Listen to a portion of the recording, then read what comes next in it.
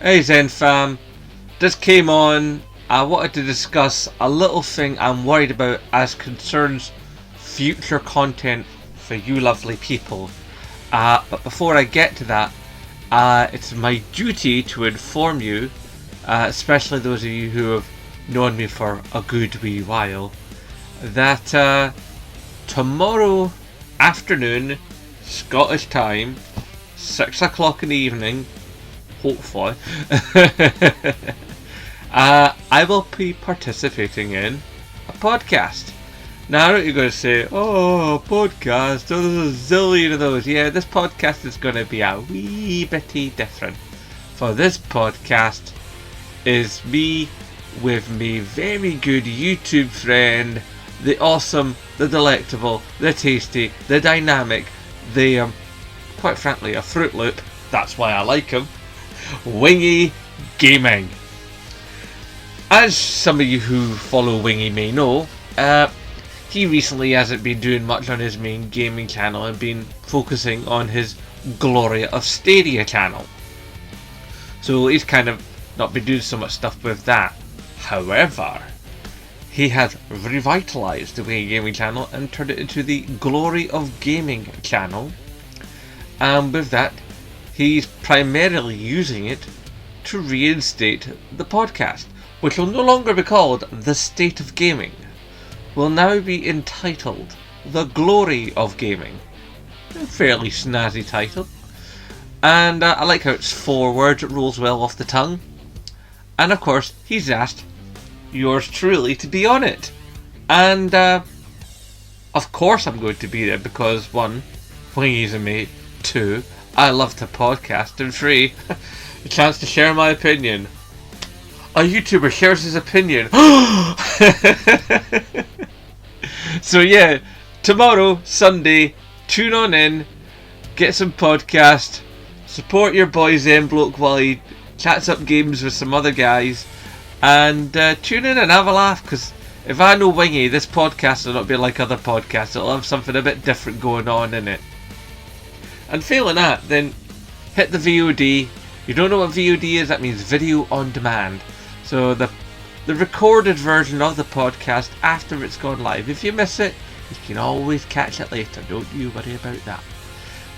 Anyway, to the point of this video. The main point of this video. As some of you relatively not so new people will know, and all you long-termers will know, I love a launch night. And I was very much intent upon going to the launch night for PS5 and getting in line and, you know, doing the whole night experience and making videos from the line and coming back here and doing the unboxing and all that lovely geeky, nerdy, gamery stuff that we all eat up so happily. However, we keep on hearing more and more things about how the current situation may not be over anytime soon. In fact, there's a lot of word that the current situation may continue on a good bit longer than we originally envisaged. It could be the case that it could still be going on deep into the winter.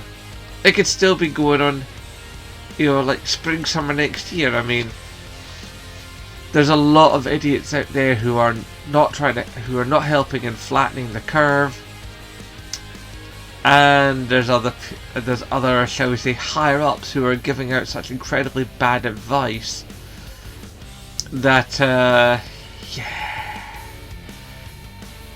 it's not a great situation out there. So there's every chance that I may not actually be able to go out to the shop to queue up to go buy the system on launch night.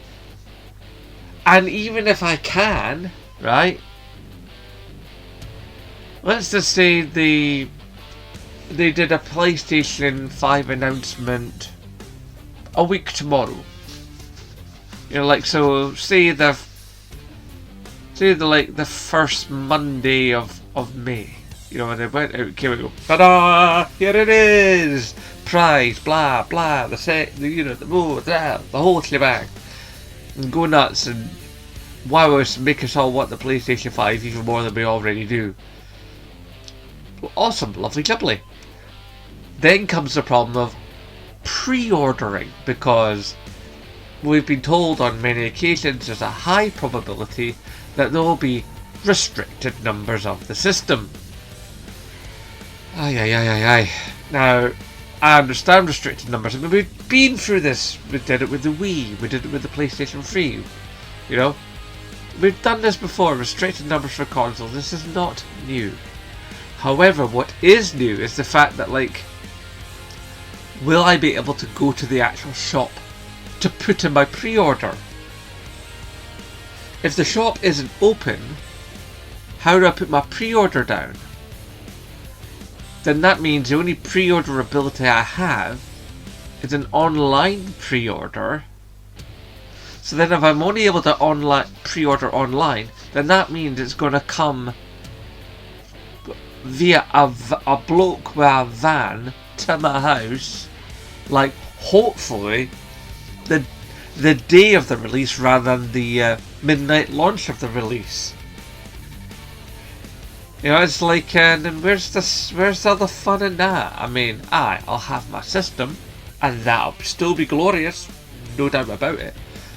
But if I can't actually go to the store, then I'm not gonna get to make that video, guys, that I promised for yous.